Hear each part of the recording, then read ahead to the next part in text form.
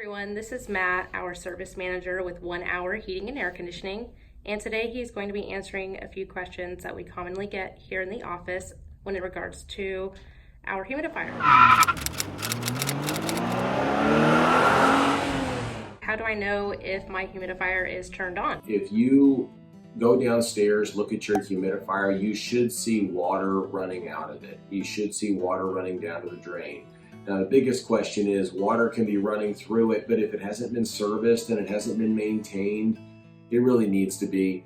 Those things they need a little TLC every year in order to make sure that those are working at the right efficiency and the right capacity. And if they're not maintained and the water panel is changed on a regular basis, you're just not going to get the capacity and efficiency out of a humidifier like you'd want it to. But definitely seeing water running down to the floor drain is a definite sign that it is running. It is, whether it's working at its potential, that's where it needs maintenance. It needs to be serviced. How do we know if our humidifier is working or not? It's actually a really good question. We do get that a lot. A couple symptoms that typically people will see in their homes and feel in their homes if their humidifier stops working is really the most common, the one that everybody notices, the electric shocks. The electrostatic discharge as you walk across the carpet and you touch a light switch, or you touch your kids or the dog or the cat and you zap them.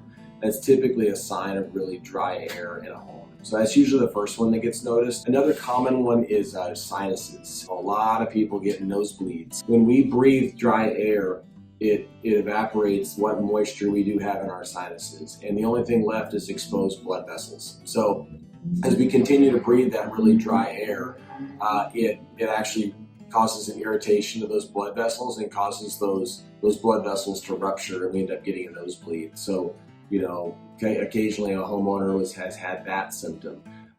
Dry hair, dry skin.